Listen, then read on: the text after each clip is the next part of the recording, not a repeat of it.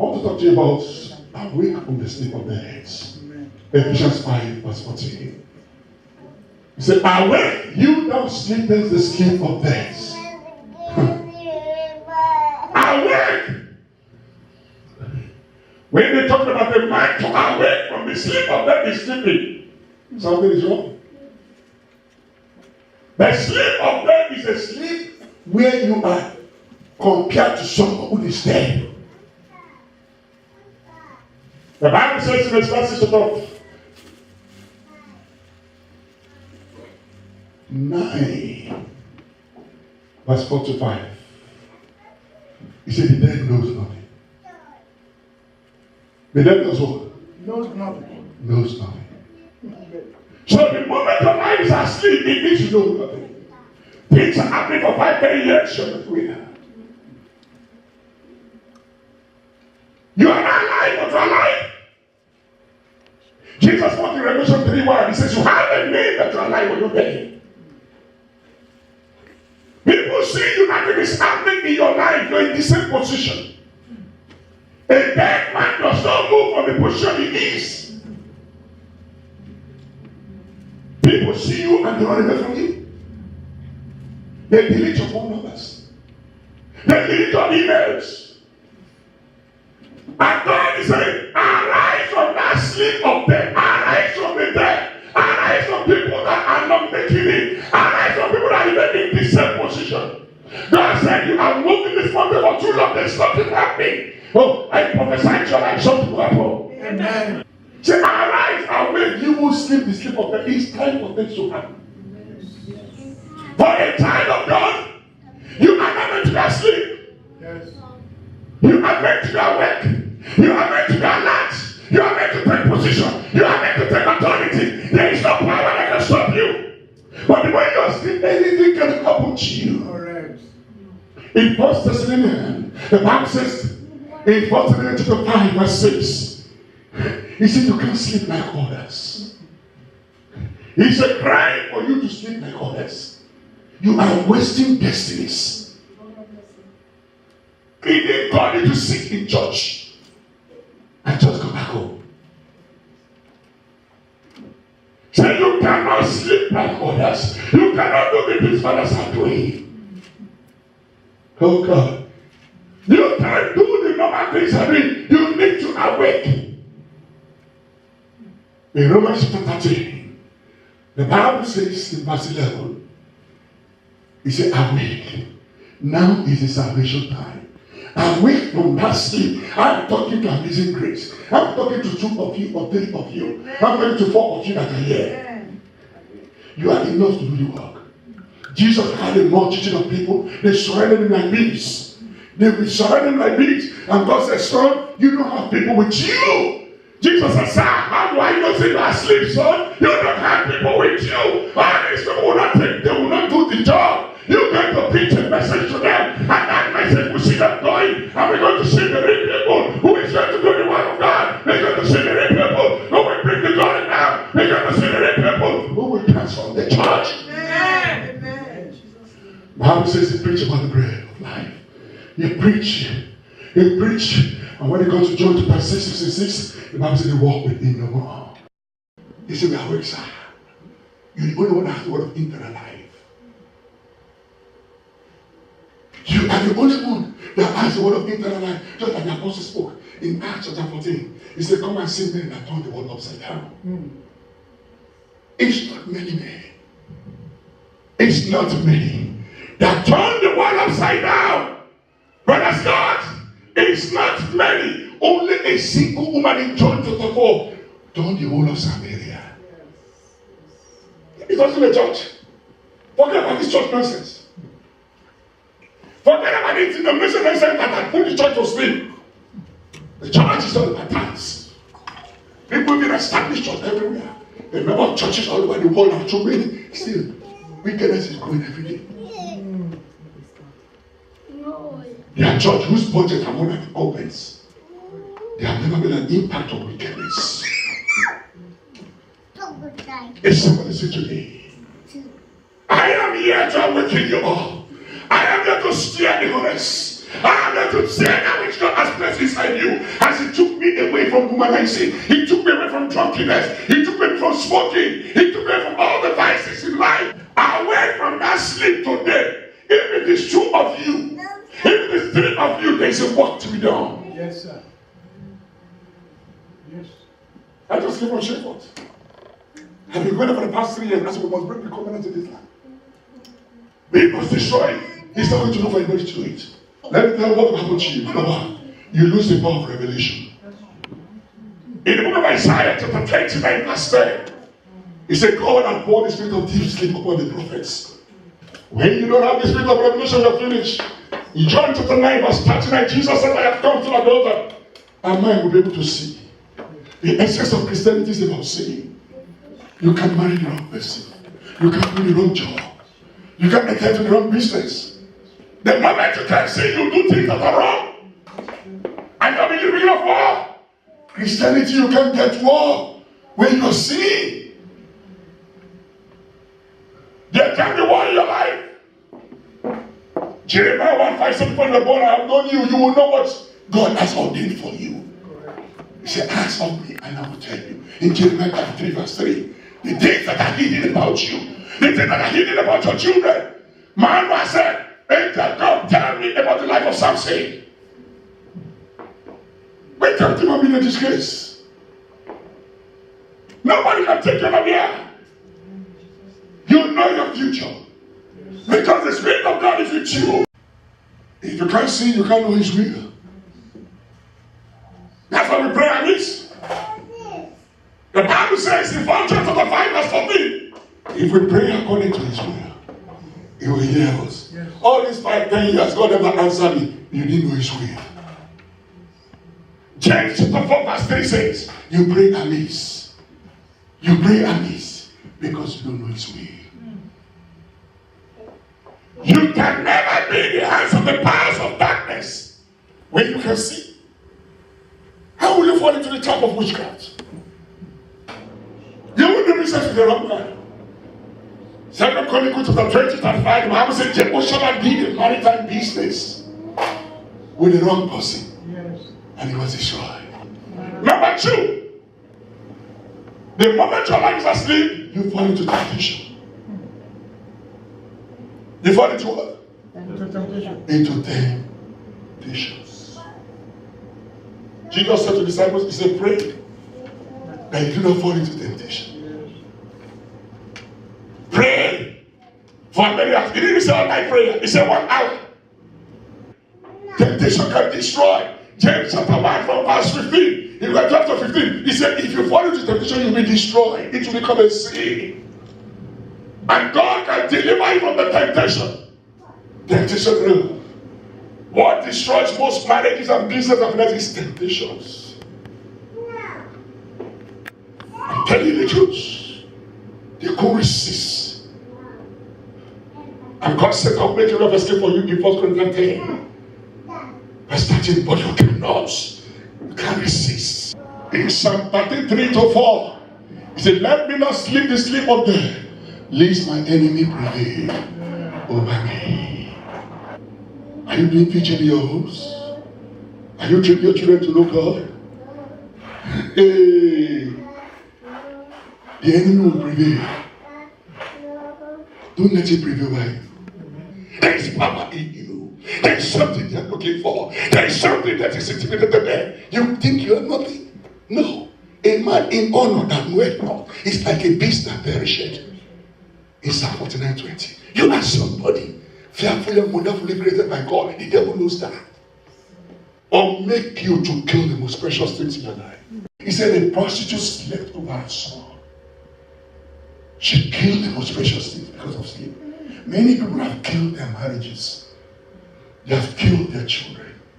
They've killed their finances, killed their business because they are asleep. Took careless decisions. Listen to me. Christianity is a thing you can't alter. Most times I want to take decisions that are very hurtful for me. The Lord said, look, no, you can't do that.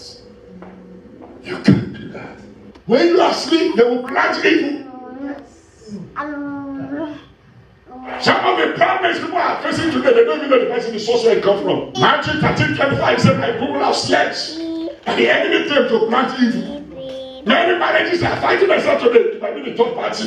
But I stand before God. He spoke to me in Matthew 15:13. And I'm going to decree. He said, whatever God has not planted must be uprooted. He spoke in Jeremiah 1:9. He said, he had put this word in my mouth to rot out, to pull down, and pull down every power that is standing against you. And pull down every nonsense. Stop your marriage, stop your destiny, stop your finance, stop your glory.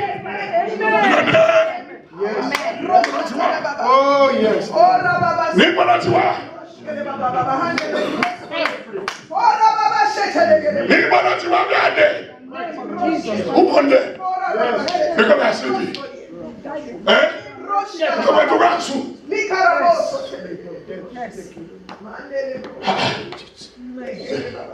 King Saul slept. He slept, sir. He slept. He was losing. He said, God had put a deep sleep on Saul. In 1 Samuel 26:12, and David got to where he was in war, and they took his spear, and they took his sword. Are you in efficiency? Amen. The enemy will never make a reproach. Amen. In the name of Jesus. What makes a man to be asleep? Number one, sin. The moment you are a sinner, they will put you to sleep. The crown will fall from your head. Let me say this. Let me say it clear. The standard of God can never change. Yes. Lamentation 5:16. He said, the crown had fallen from my head because I sin. Your crown is your power and your authority. You can't stand before God. The devil will touch you. 1 John chapter 5 verse 18 said, we know we are born of God. And whoever is born of God does not sin. Or else the evil will touch you. And let me shock you with this. The devil cannot touch a child of God. It is God that touches his own. In Isaiah 42:23, he said, who will consider this? Who brought robbers into the life of Jacob? Who take up to the plunderers? He said, is it not God? This God I will deal with you. It's a shame for the devil to deal with you as a child of God. It doesn't permit you. They were drinking, they were smoking, they were partying. They couldn't talk. He even had a wife who consented to evil. And Job was going, I'm a righteous man. Verse 7 was saying, devil, have you considered Job? That was all. And when it destroyed that family from one day, and Job was crying in Job chapter 8. He was lamenting. No. And they said, King, why? God does not provide justice. In Job chapter 8 verse 3, he said, because your children have sinned, he killed them. He didn't touch Job, he didn't touch the wife, he killed the children. Because the children took advantage of the fight in the home. Oh God. Praise God. Is somebody listening to me? So I want us to know this. That the only person that can bring us out of the sleep of death is Jesus. Nobody else. Jesus said in John chapter 11 verse 11, he said, my friend Lazarus is asleep. Let me go wake him up. Let me go wake him up. Though the church is asleep because we don't have Jesus. We have pastor. My pastor said. My bishop said. Who is your bishop? Even some will say, I'm redeemed. Some will say, I'm winner. Who is winner? Who is redeemed? Just as it happened in 1 Corinthians chapter 10 verse 11, I'm of Apollo and Peter. And Paul said they were carnal in 1 Corinthians 3 verse 1. You can't choose your church. When you become born again, the Bible says in the book of Jeremiah chapter 3, 14 to 15, he said, when you repent and you are converted, I will take you to pastors. You can't choose your pastor. That's why prayers are not answered. The church you are may not be the church you are most answer your prayer. The moment the church get to that level to understand that it is not you, it is of him. The moment you are awakened, and I close on this one, you must be a temple of God. You must what? You see this movie? Have you seen it? What do they call this place? It's not church. It's the house of God. It's you that is the church. So he said, where 2 or 3 are gathered, they will do what? This building is only a building. Yeah. You see this altar? No amount of oil you will pour on this altar that will bring God on this altar. That's true. Are you listening? So you come and knock here. Oh, this is not Hannah. This is not the days of Hannah. The temple has changed. In Acts 17:24, it said God does not live in temples built by human hands. In 1 Corinthians 3:16, he said, you are the temple of the Holy Spirit. And the Holy Spirit lives in you. Yes. And whoever wants to destroy this temple, he said he will destroy. So when cancer wants to pass it, he destroyed. Diabetes wants to pass it, he destroyed. Malaria wants to pass it, he destroyed. Anything wants to pass, he destroys it. Yes. That is why snake bites Paul. He shook into the fire. In the book of Acts 28:6, he did not fall down and die. Listen to me, you must understand who you are. You must understand it. He said, greater is he that you are carried in you than that which is outside the world. As a child of God, today we don't look up again. We don't do what? We don't look up. Where are you? There's no need to come up. Where are you? Because Baba has gone down to live inside you. You can be carrying God and be looking up to God. He's a wrong fallacy. Paul said to the man, he said, look, you son of the devil. In Acts chapter 30 verse 10, say, I command you to be blind. He didn't look up. Unbelievers don't watch it. Unbelievers looks up. Not we. We decree. Because he gave us power to tread upon serpents and over all the works of the devil. Open Judges chapter 1 verse 6 for the anointing. I got him and cut off his thumbs and his great toes. And Adonibezek said, three score and 10 kings, having their thumbs and their great toes cut off, gather their meat under my table as I've done. So God has requited me, and they brought him to Jerusalem, and there he died. The 70 kings symbolically represent the church of today, fighting against the devil. Adonibezek is a wicked person. That is the devil. The Bible says he cut off their tongues. You know what when they cut off the tongue, what it means? They have cut off your gripping power. They have demilitarized you. Anything you hold, husband, it will slip away. Business, it will slip away. Finances, it will slip away. So that you will come and beg him for food. He says 70 kings were eating crumbs from under his table. He cut off their big toe. That's an I'm going to anoint you. Whenever your toe is cut off, they have taken spiritually speed out of your life. A Kuturu man cannot draw. What people do for 1 year, it does for 10 years. They give you the spirit of a slave. You walk in crown life in every business in career. So that at the end of the day, you come to beg for that cross. But you are a king. And Bible says in Revelation chapter 5, verse 9 to 10, that Jesus has purchased you to reign as kings and priests. He says, he will prepare a table before you in the presence of your enemy. You won't beg for another people's table. You won't beg to eat in this country. You won't beg to live in America. You will eat clothes in America. He will set the table before you in the presence of the enemy. He will set the table before you in the presence of the enemies. As I anoint their legs, I pray for them. Every crown of glory that was taken from their heads, let it be restored. Every slippery hand that the enemy had given to them in America, that makes things to slip out of their hands, that makes promotion, the blessings, the goodwill, the favor, the monetary gift, the house gift, the anointing, the unction, the power, that makes it not to slip out of the hand. Because the Bible says, they shall lay hands upon the sick, and they shall be made whole. I command my children anointing, let there be restoration. As they anoint their feet, he said in Joshua 1:3, that anywhere the soles of their feet shall touch, I will give it to them.